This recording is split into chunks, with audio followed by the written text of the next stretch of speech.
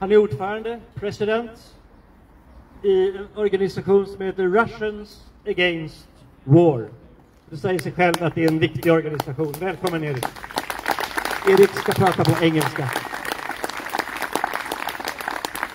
Hello, my name is Erik Zhivkoplias, and I left Russia 5 years ago, now live in Stockholm. Today, I represent the grassroots movement of Russians who live in Sweden. The movement is called the Anti-War Committee in Sweden, Russians Against War, and we stand right here with white, blue, white flags. Our aim is to support Ukraine and bring together those Russians who are against the war. You can read more about us at www.russiansagainstthewar.se. When the war started, we were deeply shocked and terrified. We condemn the war and all crimes that have been committed by Putin's autocratic regime on behalf of Russia. During these 6 months, we saw mass murders in Bucha and many other cities. We saw how Russia completely destroyed Mariupol. We saw the bombing and shelling of numerous hospitals and schools in eastern Ukraine. And it is totally clear now that today's Russia is a terrorist state. It is not the war against the Ukrainian army, but all Ukrainian people, Ukrainian sovereignty, and the idea of freedom. Continuous support of Ukraine must be our first and foremost priority. As in every other terrorist state, organized protest in today's Russia is almost impossible. All our political leaders, including Alexei Navalny and others, are imprisoned or in exile. Despite that, some Russians keep protesting.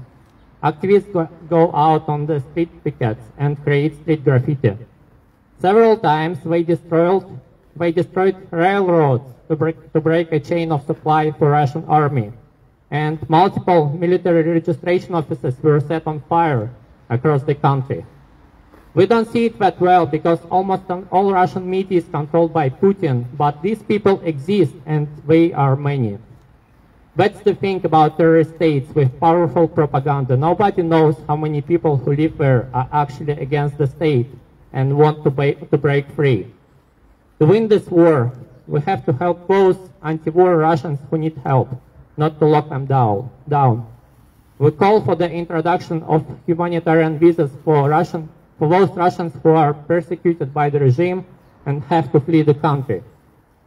The team of Alexei Navalny made a list of 6,000 Russians who have close ties with Europe, those who arrange the war, support the war, publicly and pay for the ongoing war.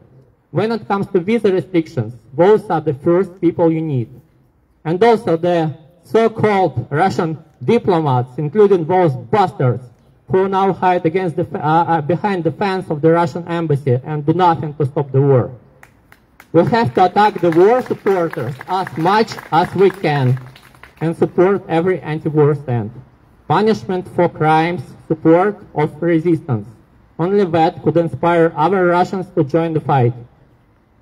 Today is the Independence Day of Ukraine, and exactly 6 months ago the Russian invasion started.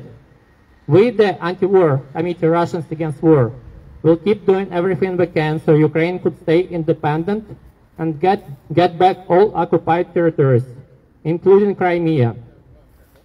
On September 3rd at Sergei Store at 2 p.m., we organized our new anti-war demonstration. Tell your friends and relatives to come and support us.